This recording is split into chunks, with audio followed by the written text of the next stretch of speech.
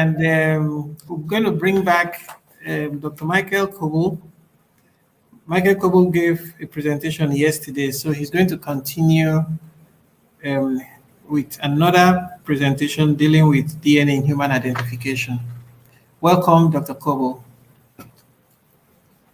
Dr. Michael Coble, PhD, is an associate professor and the associate director of the Center of Human Identification at the University of North Texas Health Science Center in Fort Worth, Texas. Dr. Coble received his master's degree in forensic science and his PhD in genetics from the George Washington University. He has authored or co-authored over 70 peer-reviewed publications and 7 book chapters in the area of forensic DNA analysis and interpretation. He is a fellow of the American Academy of Forensic Sciences and a member of the International Society for Forensic Genetics. He serves as a member of the OSAC and is an invited guest at SWG-DAM. He is a co-editor of the Forensic Biology subject area of WIRE's Forensic Science Journal and is a member of the editorial boards for Forensic Science International, Genetics, and the Journal of Forensic Sciences. He is the co-author with Dr. Joe Bright of the recent book, Forensic DNA Profiling, a practical guide to assigning likelihood ratios.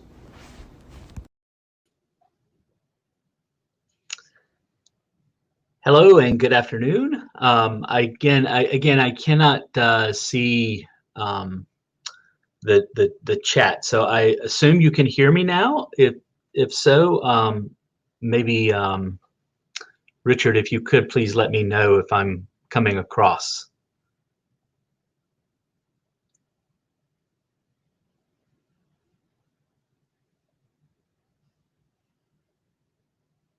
Maybe so? Yes, yes, okay. You are. Loud and clear. Yes, excellent. Very, very good. Well, thank you again for inviting me to present. And so I think what I'll do today is sort of go through a lot of the stuff I'm going to do is a little bit of review for most of you.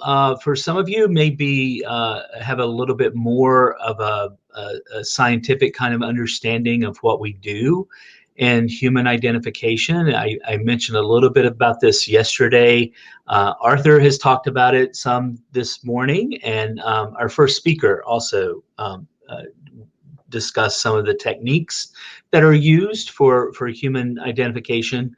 So I will try to stay on time. So I guess the big question we want to address is, how do we go from this, a swab, to this, the electronic data?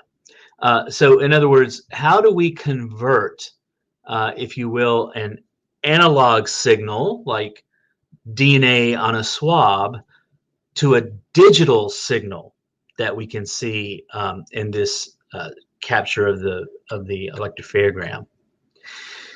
So as Arthur just discussed, if you were to take a look within the cell, there's actually, and look at the human genome, we actually have 2 human genomes.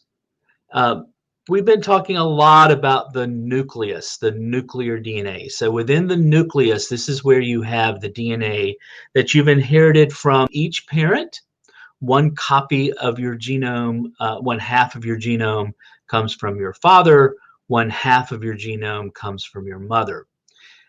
If we were to count the A's, G's, T's, and C's, the bases that make up DNA, if we were to count all of those bases in the nucleus, it's about 3.2 billion base pairs. And it's from the nuclear DNA that we get this very high power of discrimination, where we get these astronomical numbers. And we'll talk a little bit about how we get those numbers. But that's the DNA that I think most people are quite familiar with when it comes to forensic DNA testing. There's also another human genome that's present in your cells, and that's the mitochondrial DNA. And Arthur talked about this The mitochondria, one of the major functions, not the only function, but one of the major functions of the mitochondria is to provide energy for the cell. And mitochondria have their own separate genome that is not in the nucleus. It's very short, very small. It's circular, so it's not like a linear chromosome like you find in the nucleus. These are circular chromosomes that are in the mitochondria, and they're only about 16,500 base pairs. The difference between the nuclear genome and the mitochondrial genome is that the mitochondrial genome is found in very high copy number. So mitochondrial DNA tends to have a low power of discrimination. Many people will share the same mitochondrial sequence. However, if you look in this one cell, you have 2 copies of the genome from each parent in the nucleus, but you have hundreds, maybe even hundreds of thousands of mitochondrial genomes that are in all the mitochondria in the cell. So let's first start with nuclear DNA testing, and we are going to talk about STR testing. So the short tandem repeats, STRs. The human genome, the nuclear genome, has a lot of repetitive DNA. In fact, probably about 30, 40, 50% of our genome is repetitive, where you find a sequence like I have here in blue, GATA, GATA, where this GATA sequence is repeated side by side over and over. And I have here designated and underlined in black this sequence, which we're going to call the primer binding sequence or the primer hybridization sequence. But these repetitive elements that we're going to focus on, the way we would report that is we wouldn't say GATA, GATA, GATA, GATA, GATA. We would just say there are 12 of these. So 12 would be the number that we would report. So when you see the number 12 in a DNA report, that means there are 12 repeats that were detected in that sample. Now, the number of repeats can vary widely in the population amongst different people. So for example, this marker may have anywhere from 7 repeats up to 13 repeats.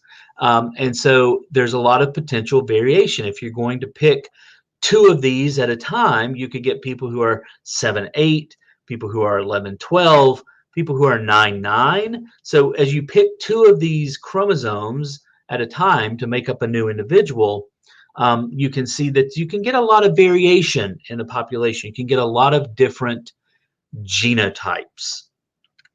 Now, the way this works is we're going to be testing. We want to detect what are the number of repeats for this person at this locus, at this location. So this is our marker that we're trying to test. And here we have on the maternal chromosome that you've inherited from your mother, we see that there are 8 of these GATA repeats.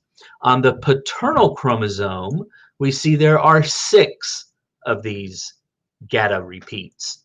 And so we want to be able to determine the number of repeats. So we're going to use what's called a primer, which is a short fragment of DNA, and attached to that short fragment of DNA is a fluorescently dyed, dye-labeled molecule. So we have a fluorescent tag that is on this little short piece of DNA. And what happens is, here's my little fluorescently tagged DNA. It's got a sequence here, TCA-GGT.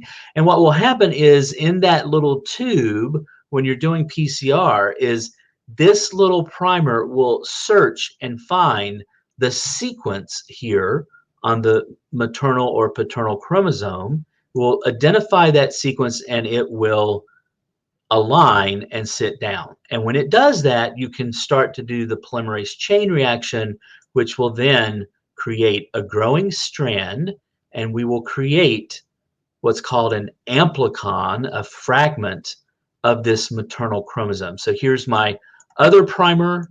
It's going this way. This primer is going this way, and we'll create a fragment.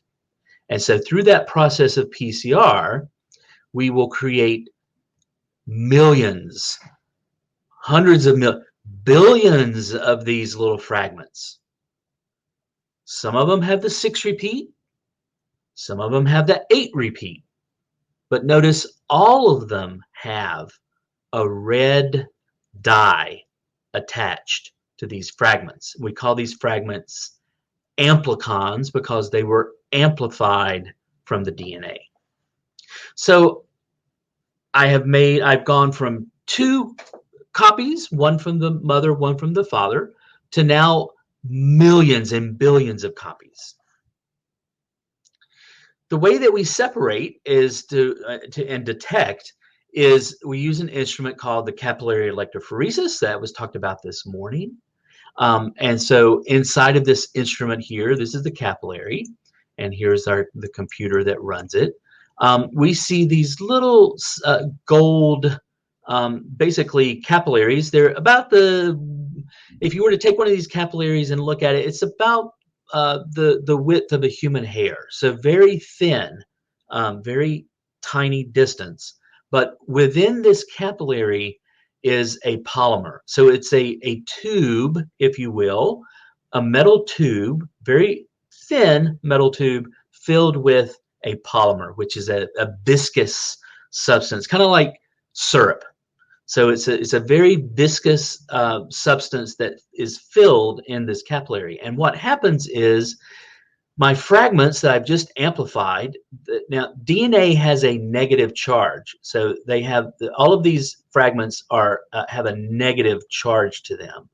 And so what will happen is we will apply a voltage across this capillary. One end will be negative and one end will be positive. And since DNA is negatively charged, these fragments will start to move from the capillary from the left to the right.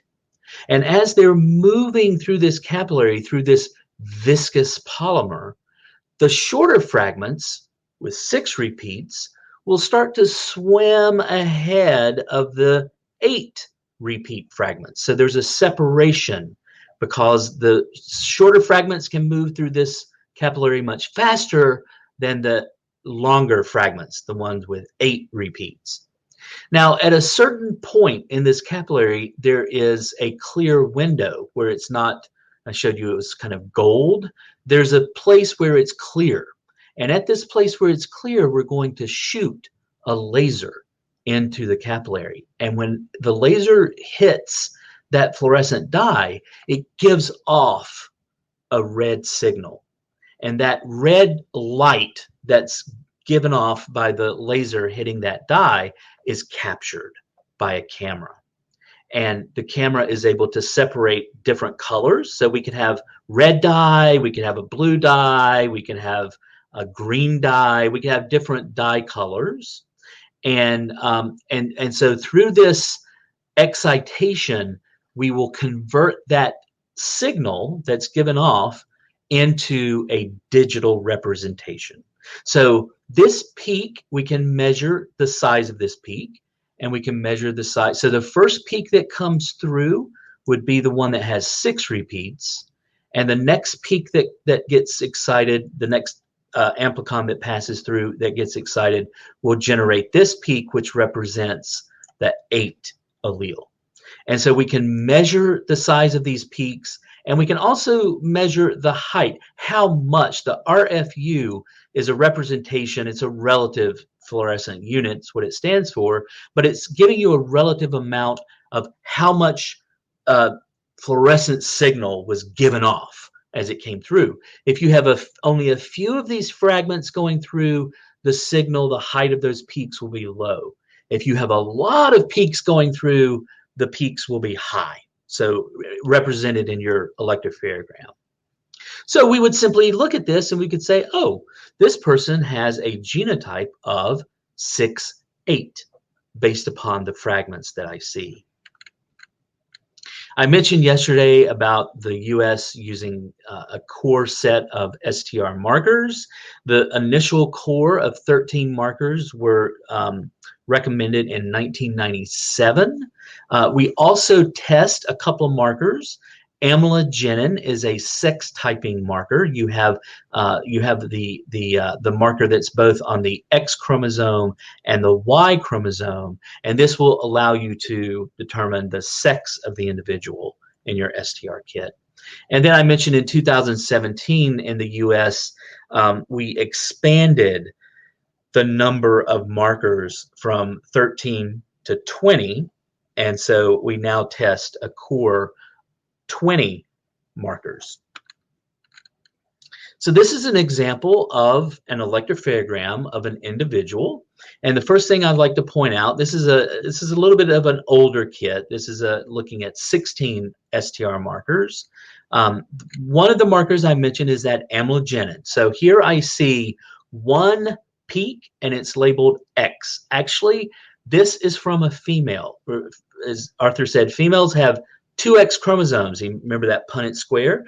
2 X chromosomes. But when you amplify those 2 X chromosomes and you run them through the capillary, they're the same size. So the 2 X's are sitting on top of one another. So you see one peak, but they're actually 2 chromosomes. They're 2 X's. So you see one peak. If this were male, you would see an X and you would see a Y. So you'd see 2 peaks at this marker. And then we've got 15 STR markers that we've amplified, the 13 CODIS at the time, plus 2 additional markers. So you can see there's a lot of information in one tube that you've done your PCR reaction. Now, this person, you notice, has here 2 markers, 15, 16, at this particular marker, but they only have 1 peak here, the 9.3 at this marker, which is THO1. What this means is that this person is homozygous. They got one 9.3 from their mother, and they got another 9.3 from their father. Notice the height of this 9.3 is about twice the size of these 2 peaks, 15, 16. So they're sitting on this 9.3. They're sitting on top of one another. So pretty nice, balanced. I mean, it's a little bit low RFUs, but pretty good, easy to interpret. This is pretty unambiguous as far as interpretation goes. And if I were to ask the question, how rare is this type?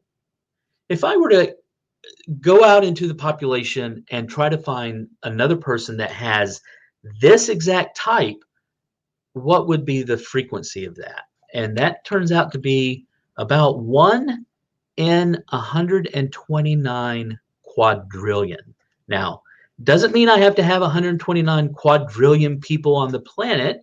It's simply a probability. It's like if I were to have a bag of marbles, and in the bag of marbles, I had 129 quadrillion white marbles, and I put 1 black marble in that bag, what's the probability I would reach into that bag and pull out the black marble? It's about 1 in 129 quadrillion. So that's kind of giving you sort of a feel of how rare this type is. And it is quite rare. In fact, this is my daughter's genotype. This is her DNA profile. And so when she was a little girl, she would say, "Daddy, am I special?" And I would say, "Oh, yes, you're really special. You're about 1 in 129 quadrillion. But I don't think she found it very funny, but I thought it was, I got to laugh, so I don't know. In Nigeria, I guess you have dad jokes. I think it's universal. So Arthur did a great job talking about Punnett squares, and this is how we're going to make that leap. How do we go from having a profile to determining how rare? How do we get these big numbers? Okay, so here's my Punnett square, and Arthur's already described this, and say on the top I'm going to put, let's say, a mother who is heterozygous, so she's got 2 alleles, a big A and a little a. And on the side, I'm going to put the father. He's also heterozygous. He's got a big A and a little a. And so when you fill these squares in, you can see that there are 4 possible children that they can have. They can have one child who is homozygous big A, big A. They could have one child who is homozygous little a, and then they could have 2 children that are heterozygous. So either they get the big A from mom and the little a from dad, or they get the little a from mom and the big A from dad. But there are 2 ways out of the 4 possibilities that these 2 children would be heterozygous. Now what I'm going to simply do is add some frequency information. So let's say the frequency of that big A is little p, and the frequency of the little a is, we're going to say Q. And the Q and P just represent the frequency in the population. It could be 0.5 and 0.5. It could be 0.8 and 0.2. It doesn't matter. We're just using these letters to represent the frequency. So now if I want to ask what is the frequency of people in the population who are big A, that would be p squared. Little p times little p is p squared. And what is the frequency of heterozygotes in the population? Well, there's one way to get p and q together. There's another way to get p and q. So there are 2 ways to get PQ. So over here on the side, I'm sort of writing down that if you are homozygous, you take the frequency and you square it. It doesn't matter if it's little a, or big A, there's still the frequency squared. But if you're heterozygous, that's going to be 2 times the frequency of the P times the frequency of the Q. So that's it. That's our genetic formulas. This is what we call the Hardy-Weinberg equation. It's also called Hardy-Weinberg equilibrium. This was a mathematical equation that was determined back in the early 1900s by 2 independent, well, Hardy was a mathematician, Weinberg was a physician. Hardy was English and Weinberg was German, and they both independently came up with this formula. And this is the formula that we use in forensic DNA testing.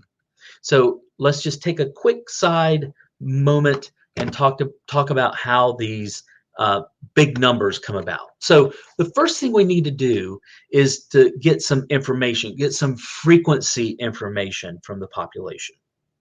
So we would go out into Nigeria and we would collect some random samples. Now, we want to be careful how we collect our samples. You would not want to go to a house where there's a large family and collect all the DNA from everyone in the family because, again, as we mentioned, families share DNA. And so you may actually bias your results if you're sampling from family groups. We want to find random people, and preferably if they're unrelated. That would give us a better estimation of the population. And interestingly, we only need to sample about 100 to 200 people. That's it. You don't have to sample tens of thousands of people because what we find is once you've sampled about 100 individuals, that would be 200 chromosomes. Remember, each one of these people have 2 chromosomes. So once you get about 200 chromosomes that you've sampled, you've captured about 99.9% of the variation that you're going to find. Now, sampling more, you may find another rare allele that you haven't seen before, but it's not going to make a huge impact on your frequency estimations moving forward. So we go out, we find about 100 people, we ask them to, take a swab, and we're going to go back to the lab and we're going to run their swab with our kit, with our STR kit, and we're going to genotype them. So, here's the first person is a 6'8", this person is a 6'10", 7'9", and so forth. And then we just simply count. How many times do we see the 6 allele? Well, here I've got 5 people. That means 10 chromosomes. And so I see the 6 allele twice. So the frequency would be 20%. I see the 8 allele 4 times. 1, 2, 3, 4. So the frequency of the 8 allele would be 40%. So I just list the frequencies that I've determined from my genotypes of my random people. And next, how do we determine how rare a genotype is? We use the Hardy-Weinberg formula. We're going to use p squared if they're homozygous. We're going to use 2pq if they're heterozygous. And then we're going to multiply those estimates. So, for example, I have blood that I've recovered from the crime scene, and maybe during a stabbing. And sometimes when people are using knives and they're stabbing, their hands can slip and they can cut themselves on the knife. So you find a drop of blood that's someone who's running away from the victim, and we test that drop of blood, and we see that in this drop of blood at this marker, the person is an 811. Well, now I found my person of interest. An eyewitness has said, oh, I think it was this guy. And we look and, oh, wow, he's got a cut on his hand. So we ask him for a buccal swab, and guess what? He's an 811. He matches. All right. So he says, well, yeah, but, maybe a lot of people in the population are 811. How rare is the 811 combination? How rare is that genotype? Well, that's pretty easy to determine. We take our frequency table here, and because he's heterozygous, we're going to use 2pq. Let p represent the 8 allele, so that would be 0.4. Let q be the 11 allele, 0.1. And we just simply multiply that out, and we see that we expect about 8% of the Nigerian population would be 811. And if you want to do a little, what's a 1n number? That's about 1 in 12 and a half people. You just take 1 over 0.08, and that would give you 12 and a half. So about 1 in 12 and a half people you would expect to see the 811. What if the person was homozygous? What if it's an 8-8 and the person is an 8-8? Pretty simple. We use Hardy-Weinberg, p squared. We let the frequency of the 8 allele be 40% as determined from our frequency table. And we get a frequency of 0.16, so about 16% of the population you would expect to be 8-8. That's about 1 in 6 people. So how do we get from, 1 in 6 or 1 in 12 to 1 in 129 quadrillion?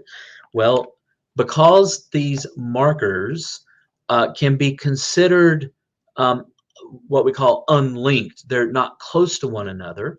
And Gregor Mendel talks about this in his third law of genetics, the third law of heredity, the law of independence, that if you have two traits that you're looking at the same time, and if they are independent of one another, you can multiply their probabilities. So we're going to take, say, for example, this is an individual that at the D3 locus, he is a 1718, and you can see the frequency of each allele. And if I do the Hardy-Weinberg 2pq, then this individual is about 1 in 14.5. So about 1 in 14.5 people in the Caucasian population in the US would be 1718. Next, let's look at the next marker, VWA. This person is homozygous. So if I take that 16 allele frequency of 0.2 and I square it, then I get a frequency of about 1 in 23 people. Now, there's something I'm leaving out here. I'm taking into account here, if you're sitting there in the audience with your calculator and you're like, well, wait a minute, I'm not getting the same value, because I'm actually including a little bit of a population substructure correction, which is called theta. So it's going to be a little bit different, but just bear with me for a moment. What we're going to do is we're going to say, okay, this person is 1718 at D3, and he is 1616 at VWA. How many people in the population do you expect to also have this genotype of 1718 at D3, 1616 at VWA? Gregor Mendel said you can multiply these two together.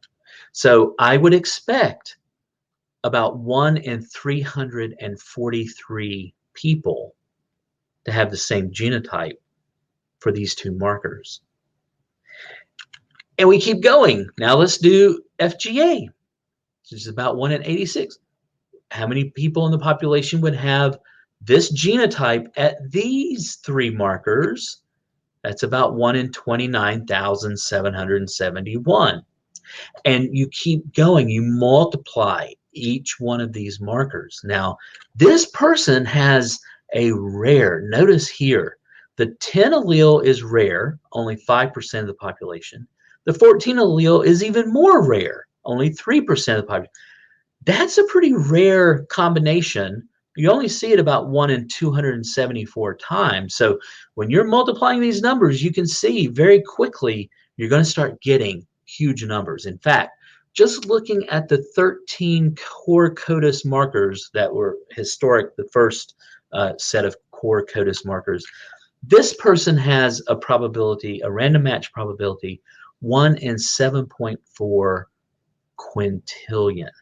So just to give you a little bit of a bearing, so if you have 6 zeros, so if you have a number that has 6 zeros like this, that's a million. So a number with 6 zeros, that's a million. You add 3 more zeros, then so this is a million. That is a billion. So that would be 9 zeros. You add 3 more, so that's 12 zeros. Now we're up to trillion. Now, this is easy for me to, in the US, when I talk about this, I'm like, most people are familiar with millionaires, and then we've got people like Jeff Bezos and, the billionaires. And then when you talk about trillions, in the US, our national debt is in the trillions. So people are kind of familiar with that. But then once you get past trillions, the next number up, which would be 3 more zeros, which is something to the 15th power, we're talking about quadrillion. So that was like my daughter. She's in the quadrillions. And then next up, that would be something to the 18th power. So that's where you get the quintillion. So this is a number that is 7 with 0.4, and then where there's 18 zeros. So after the decimal place.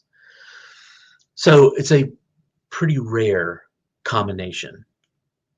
And again, this is where DNA has gotten its reputation as being a gold standard in forensics, because the genetics, the population genetics, the Hardy-Weinberg, has been around for over 100 years. It's well accepted. The molecular biology stuff that we're doing is well accepted. PCR has been used in other fields. It's like there's nothing strange or novel. These are concepts that have been around for a long time, and therefore it has a very strong scientific background to it. Now, I mentioned yesterday, and I want to also stress that it doesn't mean that all DNA testing is perfect and we should simply accept without questioning.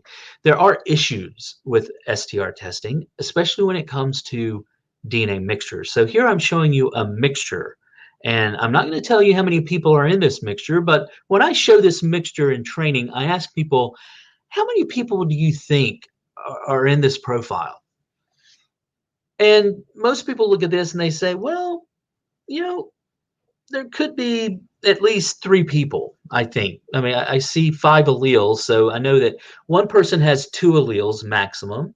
So if I have 2 people, I would expect 4 alleles maximum. And with 3 people, I would expect 6 alleles maximum. I see 5. So it's more than 4, less than 6. So it may be 3 people. And I say, okay, fair enough. Who do you think are the 3 people that's in this mixture? What are their genotypes? And some people say, oh, well, that 32.2, well, the 28, 29, they seem like they're about the same height. So maybe they pair up together. And the 32.2, that's pretty big. That might be a homozygous individual. And then the 27 and 30, they're about the same height, so they probably pair together. So I would say the three people in this mixture are, 28, 29 orange, 32.2 homozygous purple, and 2730 red heterozygote. Well, guess what? This is actually a 4-person mixture. And if you predicted that these were the 3 people, guess what? You didn't get any of them right. In fact, no one in this mixture is a 32.2 homozygote. That 32.2 is actually coming from 3 different people. You've got 3 different people stacked up on top of one another. Their 32.2 is stacking up. And so it looks like it's a nice high peak that could be from one individual, but it's actually coming from 3 different individuals. And so none of these genotypes that people often predict are actually the true people in the mixture. And so that's why mixture interpretation is not an easy task. It's quite difficult. It's probably one of the greatest challenges to the forensic DNA scientist. Arthur mentioned that, within the nucleus you have that the sex chromosomes, the X and the Y. You also have, remember, outside of the nucleus. So the black here box is representing the nucleus, and then these blue boxes representing the autosomes, that is the chromosomes that are not associated with the sex chromosomes, which are in red. And we have 22 of those autosomes. But you also have outside of the nucleus, out in the cytoplasm, the mitochondria, where you have hundreds of mitochondria, and each mitochondria may have multiple copies of the genome, mitochondrial genome. Now, there's a little bit of a relationship between the mito and the Y, and Arthur did a great job explaining that. I'll just very briefly go through. If you were looking down here at these children here, we've got the boxes represent men and the circles represent women. These 3 siblings, 2 brothers and a sister, they are about, on average, as Arthur said, 1/8 of each great grandparent. So about 1/8 of their DNA came from each one of their great grandparents. So half of their DNA comes from their parents, 1/4 from their grandparents, and about 1/8 from their great grandparents. That's the autosomes.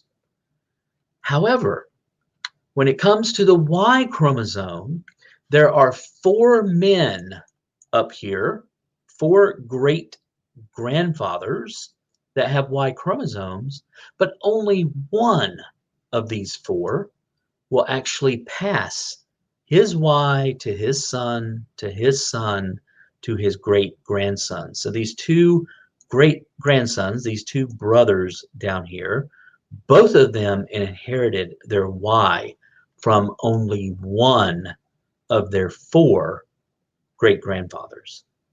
So the Y chromosome is passed in a paternal fashion where only fathers pass it to their sons. This father here has a daughter. He did not pass his Y to his daughter. So this man passes his Y to his son, but then his son has a daughter, and so that's it. No more passing that Y chromosome down. There are STRs on the Y chromosome. We mentioned that yesterday.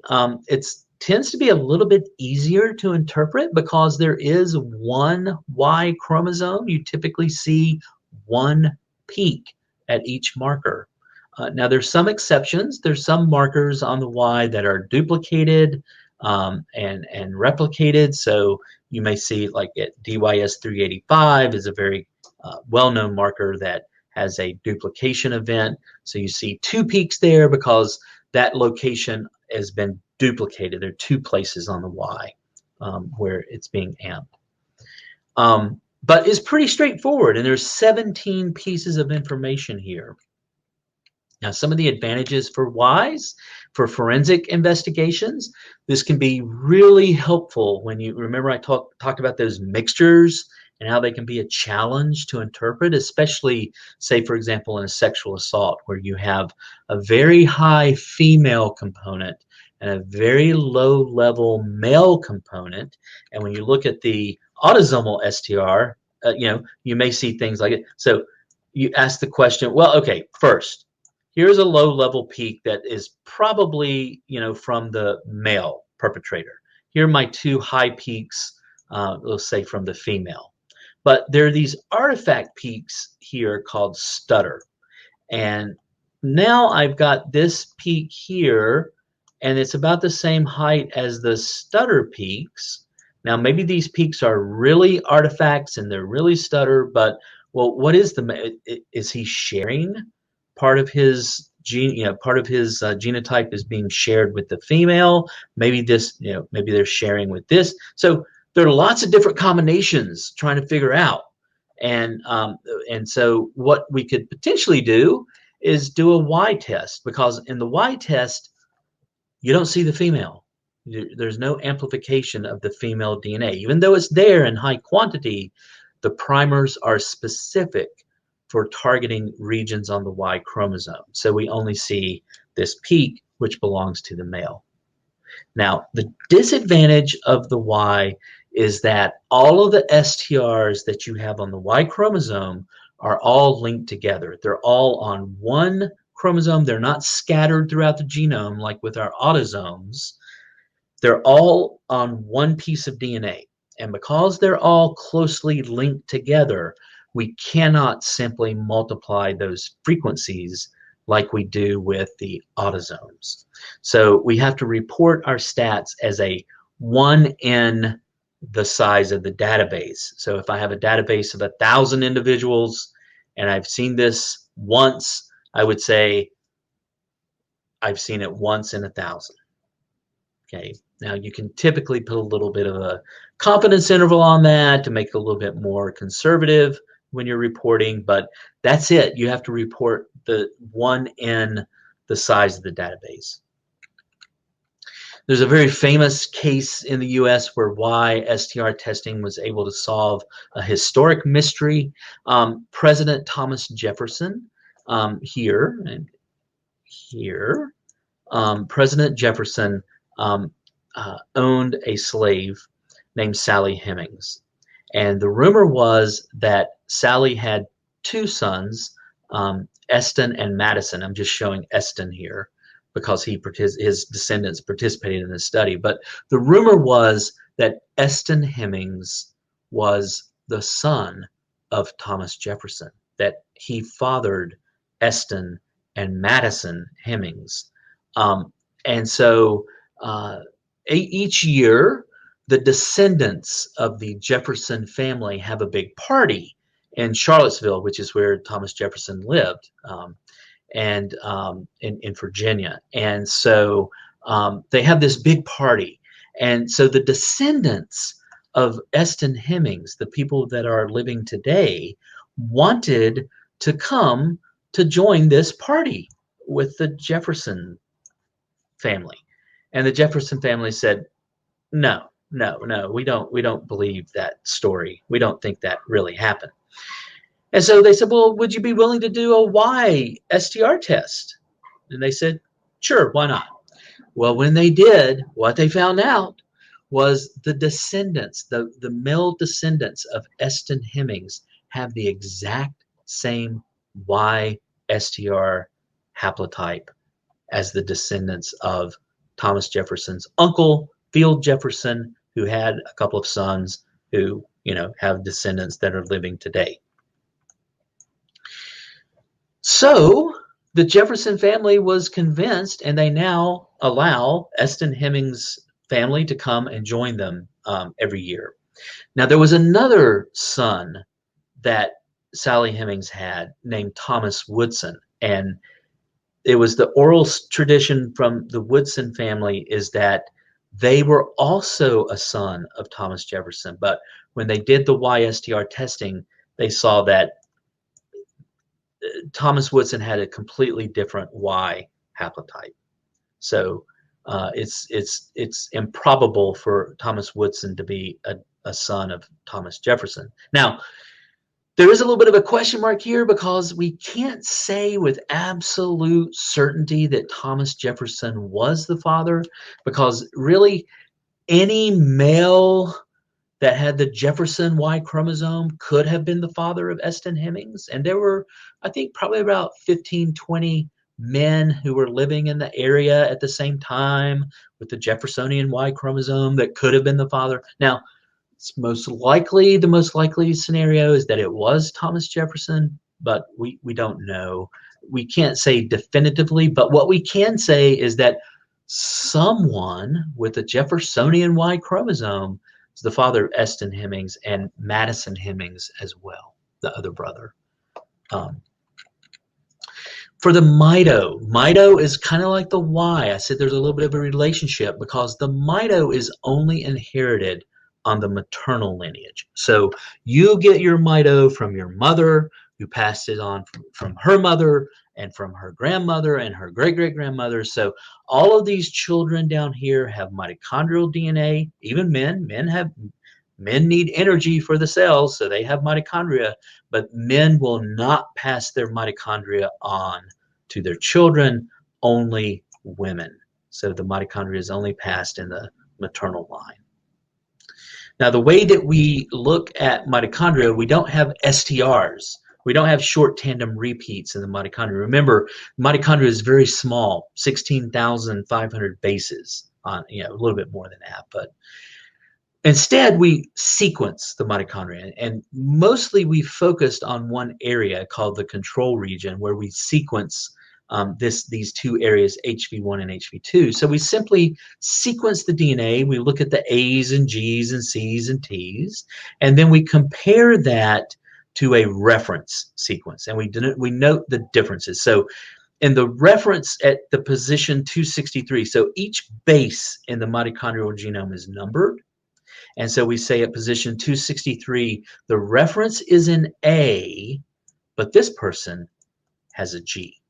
So that's how we note a difference. And at position 16519, the reference is a T, but this person has a C. And then there's some funny things about mito that I really won't go into, but you can have extra bases added. So that's what this is referring to. There's an extra C at position 315. Mito is very useful when you're talking about certain types of evidence. Hairs, unless you get the root of a hair where you can get nuclear DNA, if it's just a fragment or a shed hair, you're not going to get nuclear DNA usually. You typically have to go to mitochondrial DNA. So a lot of hair analysis is using mito. There's a company in Pennsylvania. This is a publication from them a long time ago, but just showing that they get very good success rates from hair, even older hairs. They're getting pretty good success. So you can get pretty good results with mito. For the last 5 minutes, I'm just going to show you an example of a case that I was involved with. This is the identification of the Romanovs, the Russian royal family. So Tsar Nicholas II and was the Tsar of Russia, and he was overthrown during the Bolshevik Revolution, and eventually he was killed. He and his entire family was murdered by the Soviets. And maybe you're familiar with Anastasia, his youngest daughter. Alexei was his son, his only son and future heir to the crown. But Alexei suffered from hemophilia. Tsarina Alexandra, his mother, is a granddaughter of Queen Victoria, and Queen Victoria had this defect in her X chromosome that caused hemophilia. So there were several European royal families that suffered from hemophilia, and the Russian royal family was one of those, from Alexei. So after the family was murdered, there was, after the Soviet Union fell, in the 1990s, early 1990s, there was a discovery of the mass grave. But there were two children that were missing, Alexei and one of his sisters. And so it wasn't until 2007, several years later, that they found some bones they thought might belong to Alexei and one of his sisters. And so that's where I was asked to help with the genetic identification. So this is it. I mean, this represents two children. So you can see there's very little bone. What the Soviets did, what the killers did, is they tried to cremate two of the bodies, and they picked Alexei, and they thought they had picked his mother, but they actually picked one of his sisters, I think probably Maria. But anyway, they were hacking up the bodies. They were trying to burn them. They were pouring acid on them. You can see this is actually right here. This is not a bone, but this is part of a clay pot that was holding sulfuric acid. And so they there's very little material, skeletal material there. So I was asked to help do the identification. So I said, okay, the first thing we're going to do is mito, because there's very little bone material here. There's a part of a leg bone here and part of a leg bone here. These are part of a pelvis, and these are parts of the skull. So not great bones for doing DNA testing, especially if they're old, over 100 years old. But we did have a couple of leg bones, so that was good. We wanted to know, are these two individuals Alexei and Maria? So the first thing we did, we knew the mito sequence. This is from the original testing that was done by Dr. Peter Gill. We were trying to figure out, are these the two missing children? So we have the mito sequence from the three sisters and from the mother, and we also have a living relative. Actually, His Royal Highness Prince Philip, who just passed away earlier this summer, he gave his DNA to be used in this study because he is a maternal relative of the Tsarina. So we know the sequence. And when we did the testing, there's one leg bone, there's the other fragment from a leg bone, and we got the same sequence. So the mitochondrial DNA said it was a match. We know that this isn't from one of the previous bodies because the other bodies had the complete skeletons. They were all intact. These were fragments of skeletons. Everything we tested, we got the same sequence, and it matched. And it was rare. We haven't seen this sequence, and for stats, 1 in 21,000. So again, you're limited with stats for mito and WISE by saying the frequency in the database. So we say we have not observed this sequence in a database of 21,000 individuals.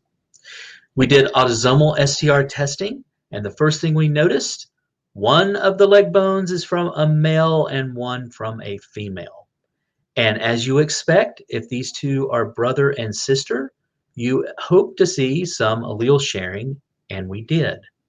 And when we did the testing, and this was what was talked about the very first talk this morning, when you're doing this kind of testing to identify individuals, the likelihood ratio was 5.6 million. If you ask the question, are these two individual brother and sister? So we ask, are they brother and sister, or are they not? And the evidence favors that they are by a factor of 5.6 million.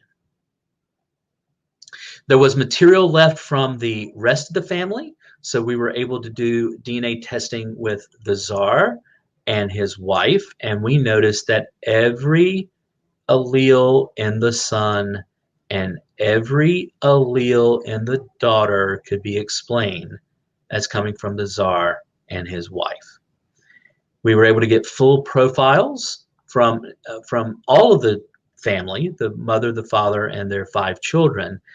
Previously, testing work by Peter Gill, he only was looking at the time, there were only 5 STRs that were tested, and 2 of those STRs we really don't test anymore. They were historical markers.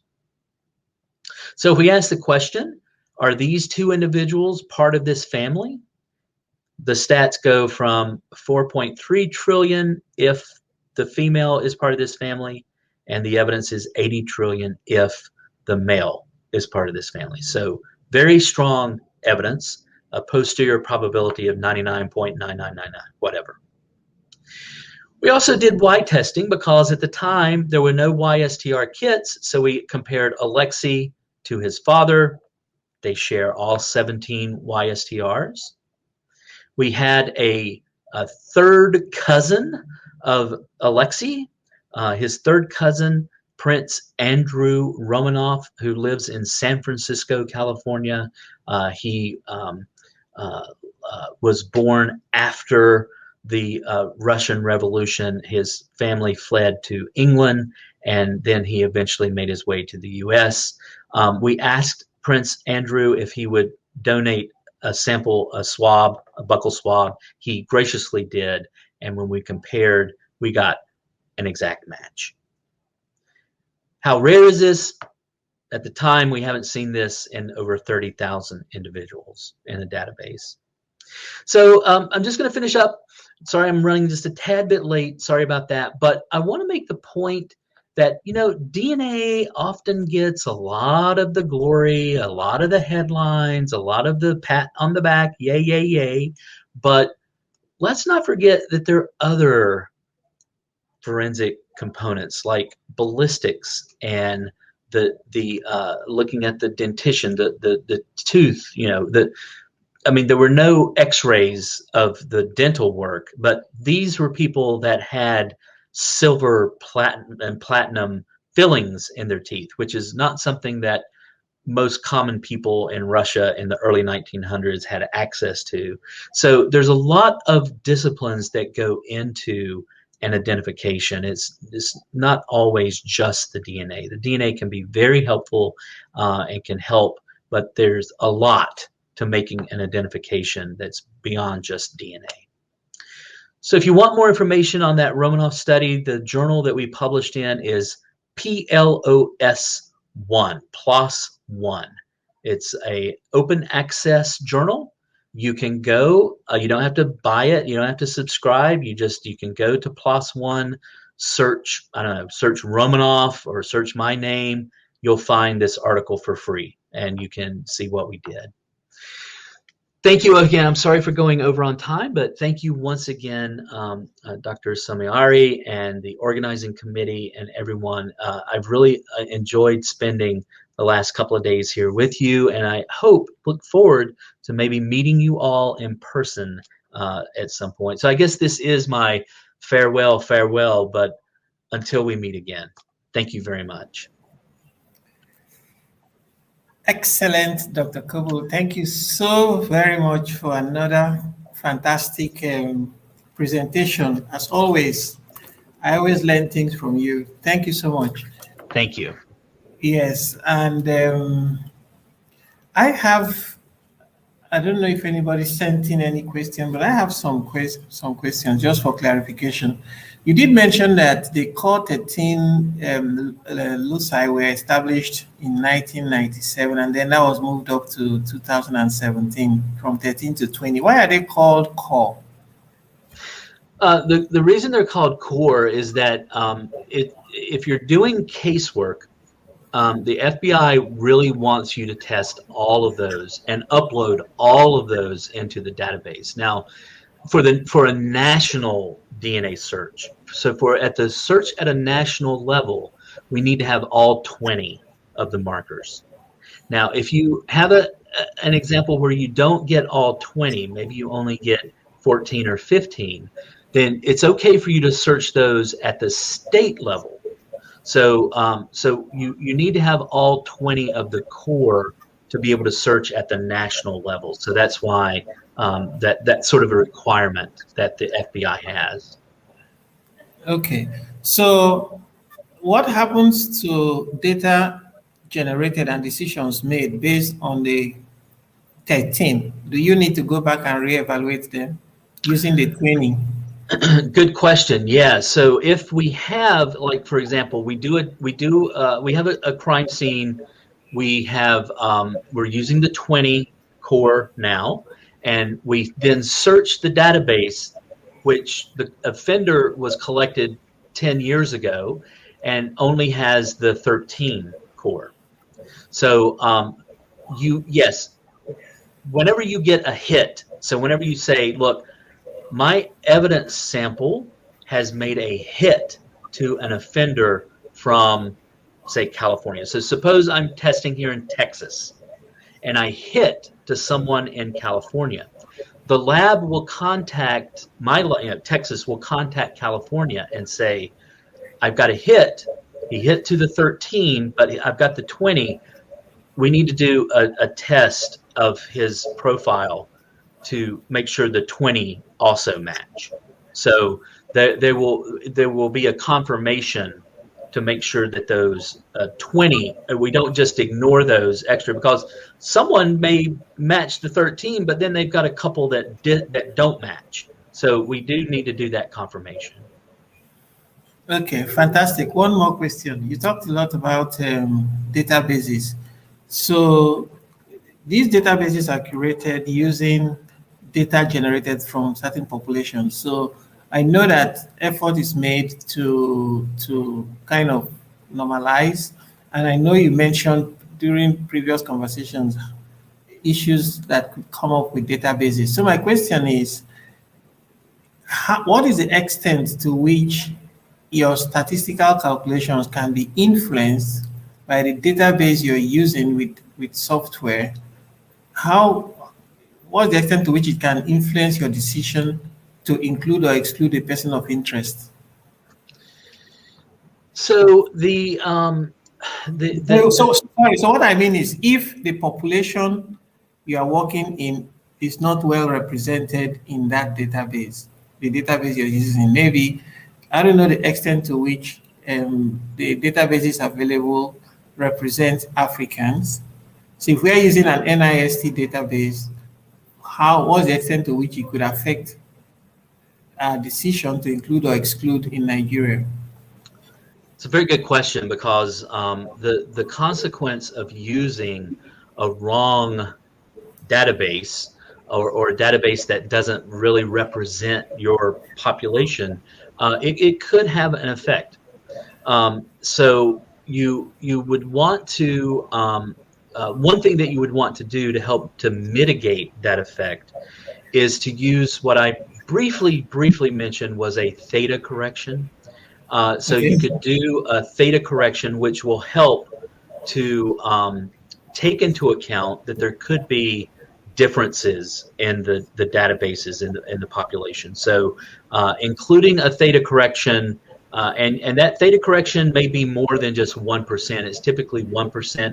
It could be 3%, 5%, but doing something like that will help to mitigate those kinds of issues.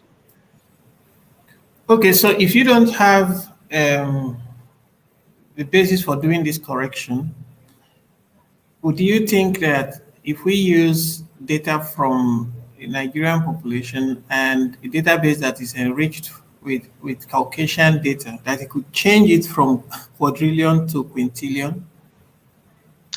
Yeah, it could. It could go from typically you see 1 to 2 orders of magnitude if you use the wrong database. So what happens in the U.S.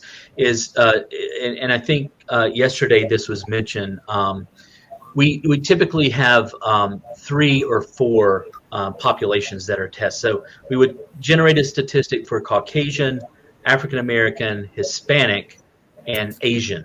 That's for one example. And then you look at the stats from each one of those, and you see which one is the most conservative, and that's what would be reported. You would still have all of that information in your report, but that one that has the most conservative would be the one that would be presented, say, for example, in court. There are some things that you can do, like, for example, if you do have a Nigerian population, you could do a comparison to African American NIST and then see how different are these databases. There's a test you can do. It's called an exact test. You can see, are these databases, can you combine them? Are they basically the same? Or are they very, very different and you can't combine them? So you can do that kind of test to see if you could potentially get away with using the NIST African American database. Thank you so much. If any other question comes up, then we'll bring you back. Hope you're still around. Thank you. Thank you very much.